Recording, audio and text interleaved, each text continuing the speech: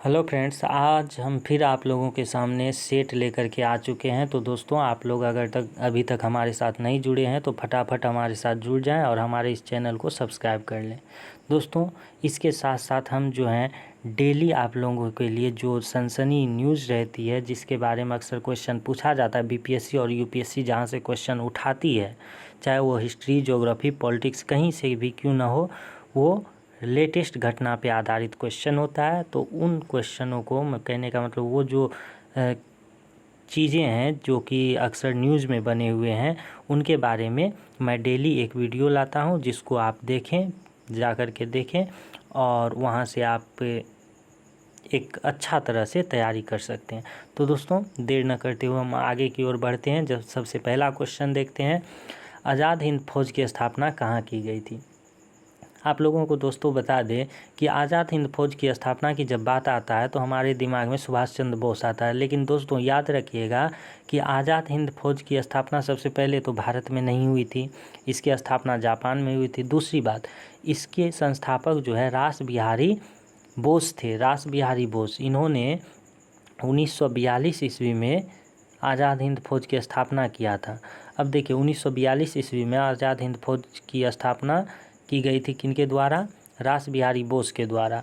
और जब 1942 ईस्वी में 1943 ईस्वी में सिंगापुर से जब सुभाष चंद्र बोस जो है अपना भाषण दिए थे अंग्रेज़ों के ख़िलाफ़, उन्होंने इस टाइप से बोला था कि ये लोग जो है शांति से नहीं जाने वाले हैं। कहने का मतलब, हम लोगों को इसके लिए युद्ध करना होगा। तो इससे प्रेरित होकर के रास बिहारी बोस जो हैं, इनको अपना कमांड संभाल दे दिए। बोले क्या कि आज से यही संभाले, और तब से जो है सुभाष चंद्र बोस जो है उसको संभालने लगे। तो दोस्तों, ये चीज़ ध्यान में रखिएगा। अब आगे की ओर बढ़ते हैं। दूसरा क्वेश्चन है, भगत सिंह, राजगुरु और सुखदेव को फांसी कब दी गई थी। जब इनकी बात करते हैं तो भगत सिंह, राजगुरु और सुखदेव को एक ही साथ फांसी दी गई थी 23 मार्च 1931 ईस्वी में। एक क्वेश्चन अक्सर पूछा जाता है कि भगत सिंह जो है अंतिम दिनों में किसकी बुक, मतलब किसका बुक पढ़ रहा था या फिर किसके जीवनी के बारे में पढ़ रहा था। तो याद रखिएगा दोस्तों, लेनिन के जीवनी के बारे में पढ़ रहे थे भगत सिंह अपने अंतिम दिनों में। निम्नलिखित घटनाओं को कालक्रम के अनुसार व्यवस्थित कीजिए। जब घटना की बात करते हैं तो अमृतसर घटना जो है आपको याद होगा, ये जलियांवाला बाग हत्याकांड इसी को बोलते हैं। 13 अप्रैल 1919 को 1990 को हुआ था। जबकि चौरा चोरी घटना जो है 1922 1922। चंपारण का बात करें तो 1917 और मोपला का जब बात करें तो 1921। अब आराम से इसको आप सजा सकते हैं। सबसे पहले चंपारण होगा, दूसरा नंबर अमृतसर, तीसरा नंबर मोपला विद्रोह, चौथा नंबर चोरा चोरी। अब देखिए दोस्तों, नेक्स्ट क्वेश्चन हम देखते हैं, देश बंधु की उपाधि के से किसको संबोधित किया जाता है।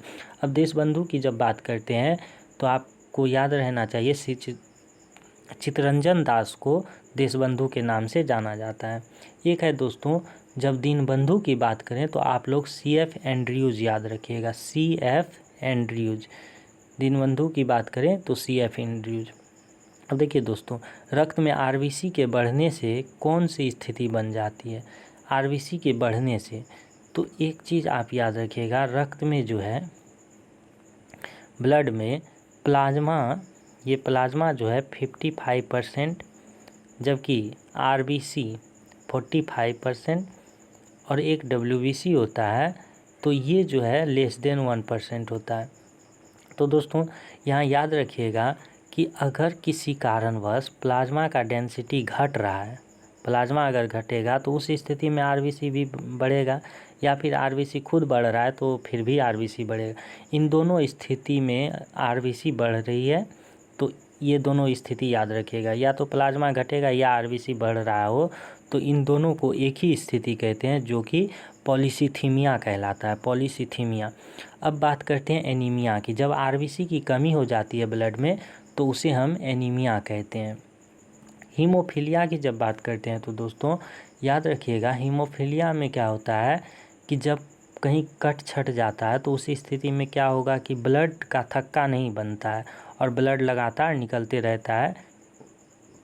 तो इसलिए ये जो हीमोफीलिया जो है, यह एक तरह से इसको जेनेटिक भी हम कहते हैं, ये जो है जेनेटिक गुण पाया जाता है कोई भी। जैसे आप लोगों को पता ही होगा इसको, ये ब्रिटेन की जो महारानी थी एलिजाबेथ, उनको भी ये हीमोफीलिया था। तो दोस्तों याद रखिएगा, एनीमिया ब्लड की कमी, आरबीसी की जब कमी होती है तो एनीमिया, आरबीसी की बढ़ोतरी हो जाती है तो पॉलीसीथीमिया, और जब रक्त का थक्का नहीं जमता है तो उसको हीमोफीलिया कहते हैं। एक होता है ल्यूकेमिया। ल्यूकेमिया में क्या होता है, डब्ल्यूबीसी का अनियंत्रित बढ़ाव हो जाता है, मतलब डब्ल्यूबीसी बढ़ने लगता है। इसको ब्लड कैंसर के नाम से भी जानते हैं। अब देखिए दोस्तों, नेक्स्ट क्वेश्चन देखते हैं, 6ठा नंबर। सूची फर्स्ट सूची सेकंड को सम्मिलित कीजिए। पहला और दूसरा को सूची को सम्मिलित करना है। तो दोस्तों यहाँ आप लोगों को बता दें कि प्रमुख परमाणु शक्ति केंद्र के बारे में पूछा गया है। अगर आप इनके बारे में अच्छा से जानना चाहते हैं, सभी परमाणु शक्तियों को अच्छी तरह से मैप पर और किसी ट्रिक के माध्यम से, किसी भी तरह आपको सिर्फ याद करने से मतलब है, और आप वास्तव में चाहते हैं कि हमें याद हो जाए, तो आप हमारे वीडियो में जाइए। हो सकता है, मतलब इसका लिंक भी हम यहाँ दे देंगे, इसके बारे में, परमाणु शक्ति केंद्र के बारे में लिंक भी आपको इस वीडियो में मिल जाएगा डिस्क्रिप्शन बॉक्स में, तो वहाँ जाके भी आप देख सकते हैं। दूसरी बात, आपको याद भी हो जाएगा और फिर आप भूलेंगे नहीं। तो दोस्तों आगे चलते हैं, हम इसको यहाँ देख लेते हैं। जब गुजरात की बात करता है, गुजरात में काकरापारा है, गुजरात में काकरापारा है। दूसरा कर्नाटक की बात करते हैं तो बी नंबर कर्नाटक है। जब कर्नाटक की बात करते हैं तो इस कर्नाटक में एक परमाणु ऊर्जा संयंत्र है जो कि कैगा के नाम से जाना जाता है। राजस्थान में आप लोगों को रावतभाटा और नरोरा जो है यूपी में। तो दोस्तों अगर आप ये परमाणु शक्ति केंद्र के बारे में देखना चाहते हैं तो इस वीडियो के लिंक में दे दिया जाएगा, डिस्क्रिप्शन बॉक्स में उसका लिंक दे दिया जाएगा, वहाँ जा कर के आप देखिए। वहाँ आपको एक सीरियली वाइज मैप के माध्यम से अच्छी तरह से समझाया गया है, जो कि आप एक बार अगर देख लेते हैं तो आप फिर नहीं भूलेंगे। अगर आप यूपीएससी और बीपीएससी का एग्ज़ाम दे रहे हैं तो आपको तो निश्चित तौर पर ये सब चीज़ों को देखना चाहिए मैप पर, क्योंकि पूछ दिया जाता है उत्तर से दक्षिण की ओर सजाएं, पूरब से पश्चिम की ओर सजाएं। तो इन स्थिति में आप लोगों को मैप पर ध्यान रहना चाहिए। नेक्स्ट क्वेश्चन की ओर बढ़ते हैं। 7वां नंबर क्वेश्चन देखते हैं, निम्नलिखित में से आग्नेय सेल कौन सी है। आग्नेय सेल वैसा सेल होता है जो कि ज्वालामुखी, या फिर कहने का मतलब पृथ्वी के अंदर जो मैग्मा होता है वो जब बाहर निकलता है लावा के रूप में, तो वो जब कालांतर में जम जाता है, कहने का मतलब वो ठंडा हो जाएगा और एक चट्टान का रूप ले लेगा, उसी को आग्नेय सेल कहते हैं। यह जो है ग्रेनाइट होता है। पृथ्वी को सूर्य की परिक्रमा करने में 365.25 दिन लगते हैं। ये तो ऐसे भी आप लोग दोस्तों याद रख सकते हैं कि हर 4 साल के बाद क्या होता है, एक दिन बढ़ जाता है, मतलब लीप ईयर आ जाता है। फरवरी का माह 29 दिन का होता है, वैसे 28 दिन का होता है। कहने का मतलब 366 दिन हो जाते हैं।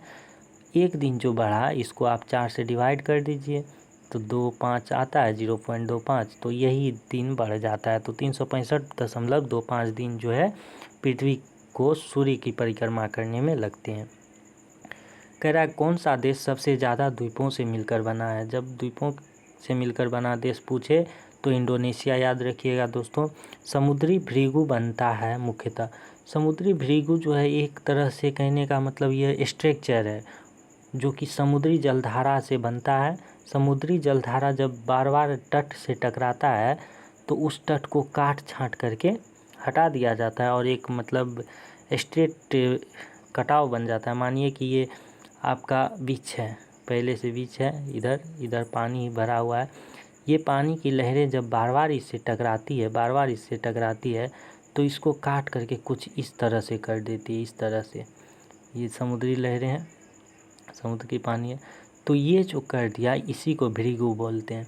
तो दोस्तों ये चीज़ों को ध्यान रखिएगा। समुद्री भृगु जो है यह समुद्री धाराओं के कारण बनता है। परमाणु बम का सिद्धांत पूछ रहा है कि परमाणु बम का सिद्धांत किस पर आधारित है।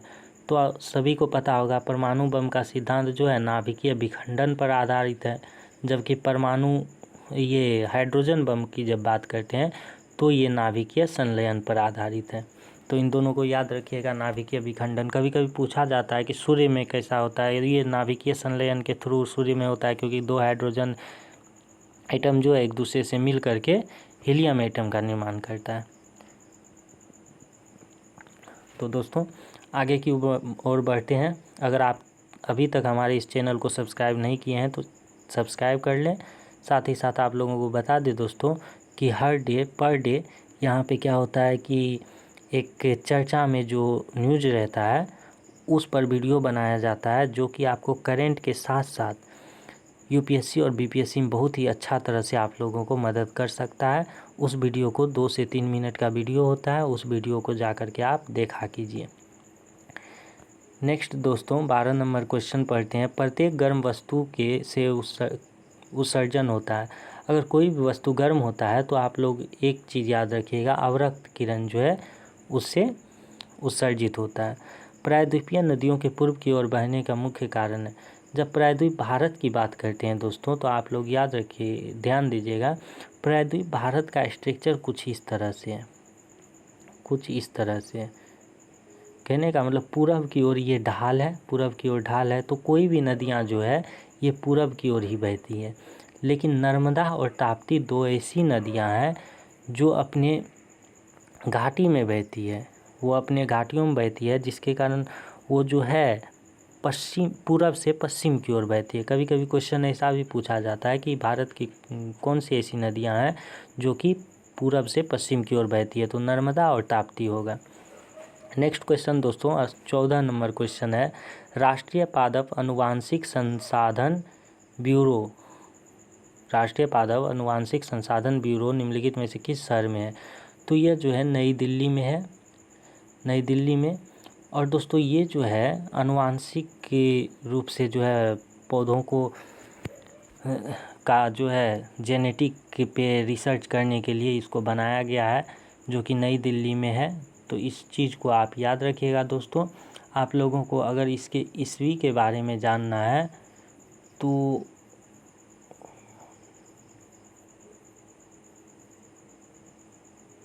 ये 90 कुछ था, सॉरी दोस्तों ये हम ध्यान नहीं आ रहा है, आगे कभी ध्यान आए तो नेक्स्ट वीडियो में हम आप लोगों को बता देंगे। तब तक आगे की ओर बढ़ते हैं और हम जाते हैं कहाँ कि पृथ्वी पर घने वन अधिकतर देखने को मिलते हैं। तो दोस्तों पृथ्वी पर घने वन अधिकतर क्या होता है कि भूमध्य रेखा के आसपास देखने को मिलता है। ये चीज़ ऐसा इसलिए होता है कि पृथ्वी सूरज जो है पृथ्वी के कर्क रेखा से मकर रेखा के बीच ही चमकती है 12 मास। इन दोनों के बीच जो है ये भूमध्य रेखा के आसपास के क्षेत्र में जो है ITCZ का निर्माण होता है और अक्सर बारिश होती रहती है, और बारिश के कारण ही उधर का जो भी वन है वो अधिकतर घने मिलते हैं। दोस्तों अगर इसको आप अच्छा से जानना चाहते हैं तो हमारा मैप वाला सीरीज़ देखा कीजिए। पटना का स्थानीय समय, पटना जो है आप जानते हैं कि भारत का जो है 82.5 डिग्री मानक समय है। ये कहाँ से गुजरा है? यूपी के नैनी से या इलाहाबाद बोला जाता है, तो इन यूपी से गुजरा हुआ है। जबकि आप देख सकते हैं पटना का लोकेशन जो है यूपी से पूरब की ओर है, यूपी से पूरब की ओर। जब आप देखिएगा हमारा जो टाइम जोन है 82.5 डिग्री, तो उससे 3, जैसे ये 82.5 डिग्री है तो ये 13.5, 84.5, 85, कहने का मतलब 3 टाइम जोन आगे है।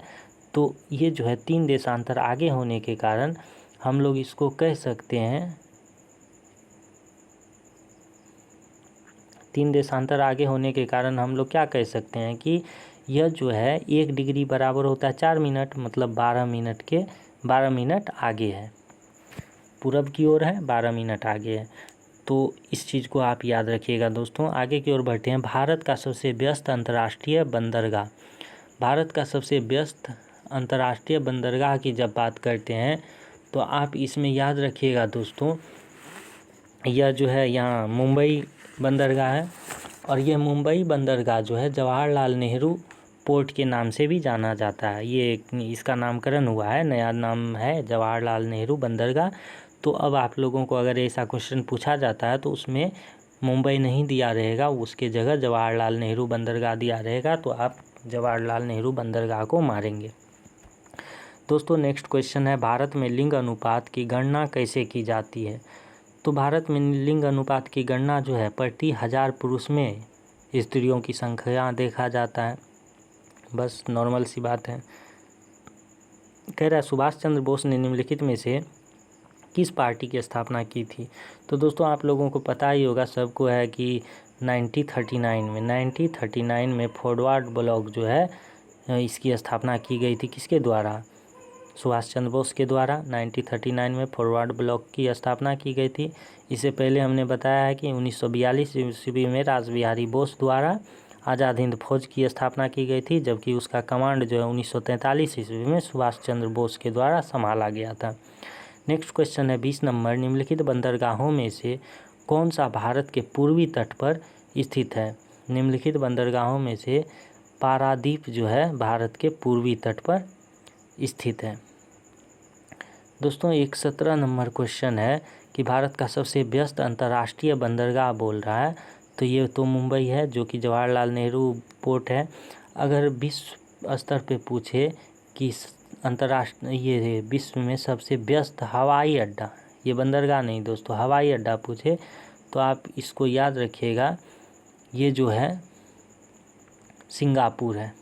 सिंगापुर का जो हवाई अड्डा है, हवाई अड्डा बोल रहे हैं दोस्तों, इस चीज़ को याद रखिएगा। सिंगापुर का जो हवाई अड्डा है यह जो है विश्व में सबसे व्यस्त हवाई अड्डा है। तो दोस्तों इसके साथ ही हमारा यह क्वेश्चन का सीरीज ख़त्म हो रहा है। टेस्ट का ये जो है क्वेश्चन 20 क्वेश्चन समाप्त हो गए। तो दोस्तों हम मिलते हैं नेक्स्ट वीडियो में, तब तक के लिए धन्यवाद।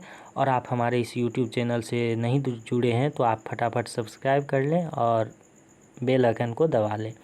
दोस्तों आपको फिर से हम बता दें कि हमारे इस वीडियो के माध्यम से क्या होता है, इस यूट्यूब चैनल पे डेली का जो करेंट न्यूज़ होता है और जो एग्ज़ाम के दृष्टि से बेहद ही महत्वपूर्ण होते हैं उनको दिया जाता है, जिसको देख कर के आप खुद भी अनुमान लगा सकते हैं कि किस तरह से कोई भी एग्ज़ाम में जो क्वेश्चन आता है वो किस तरह से आता है। उसी से रिलेटेड जो है घटना, कोई घटना है उसी घटना से रिलेटेड हिस्ट्री हो, ज्योग्राफी हो या पॉलिटिक्स, किसी भी सब्जेक्ट का हो, उससे क्वेश्चन पूछा जाता है। तो दोस्तों आप वहाँ जाएं, 2 से 3 मिनट का ये वीडियो होता है, उसको आप देख लें, जो चर्चा में होता है उसके बारे में वहाँ बताया गया है। धन्यवाद।